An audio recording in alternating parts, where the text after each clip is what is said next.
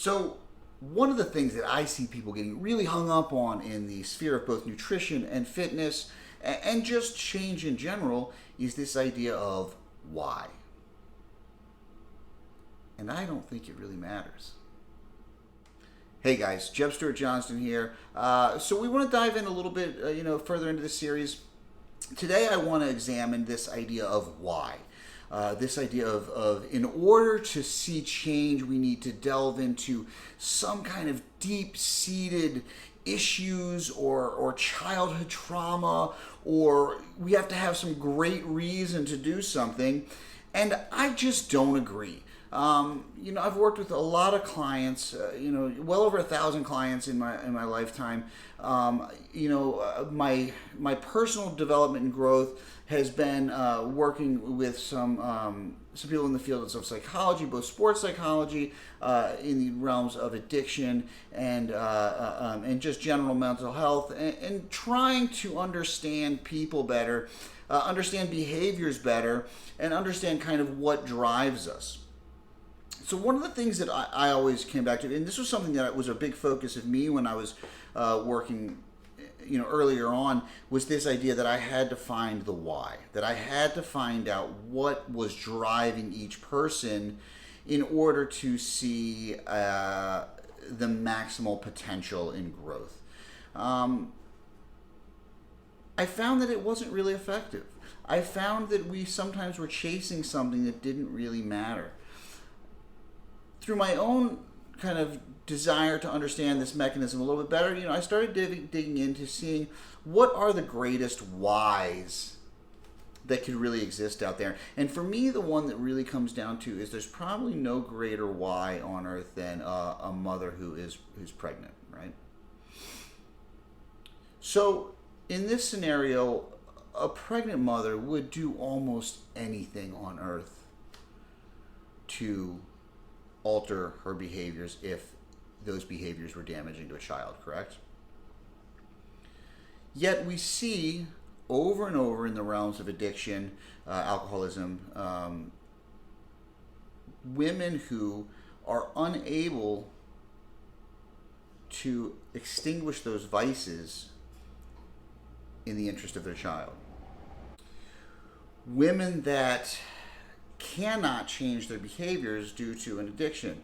Now, we know that there's a physical addiction and there's a mental addiction, and these things are very powerful. But to negate the power of other behavioral influences on our lives, such as food, such as something like gambling, or other things that are behavioral, difficulties, I think it now, while there is definitely debate on whether these are addictions, and I'm not going to argue the neural changes that happen, but behaviorally, I can tell you that the behaviors that exist with food and the behaviors that exist with someone that are in addiction are very similar, if not the exact same. So, digging into this why, trying to have someone tell me, what is your why? Why are you doing this? Sometimes we're digging up things that are going to expose emotions that are not really important. They're going to expose traumatic experiences that are not really important. They're going to take us way out of our scope of practice as a practitioner of either nutrition or of strength training or whatever it might be. And it might cause more harm than good.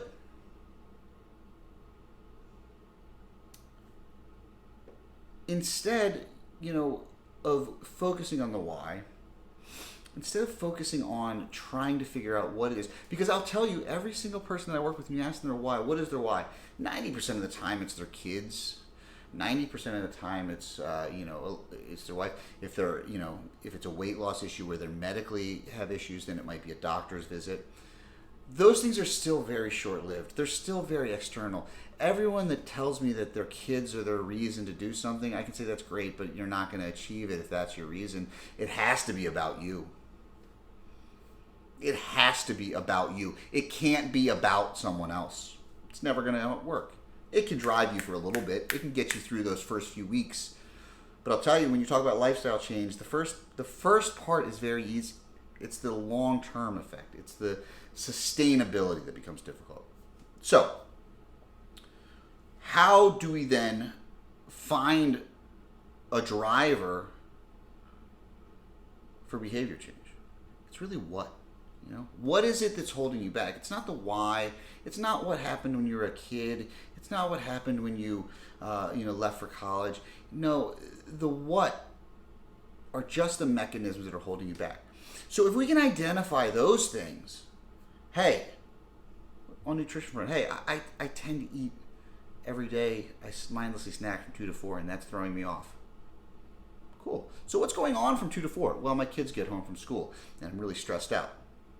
All right. So now why don't we deal with that stress that's occurring from 2 to 4? Why don't we deal with what is happening in that realm that we can make better? And then we can start dealing with the behaviors that occur after. If we deal with the what, sometimes we might dig into the why, and that's okay. But I think that driving for the why is really a fool's errand. I think we're going down a wormhole that doesn't need to even be there. I think it's not effective. I think it's not conducive to creating better behaviors in our scope of practice as coaches. And I think it can open unnecessary wounds. And again, at the end of the day, most of what we do should be based on efficacy. It should be based on results versus difficulty. And if we're not seeing results from a practice that requires a lot of work, requires a lot of emotional distress possibly, then is the payoff worth the cost? I don't believe so. So that's where I'm at with this. Why? Who cares? Do the what. Do the how.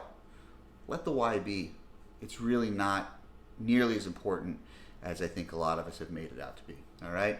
So if you like this video, please click subscribe. Leave a comment below. I'm welcome. I'm more than happy to discuss this further with anyone that might have ideas on it. And again, if you like what you hear, subscribe, and I'll talk to you soon.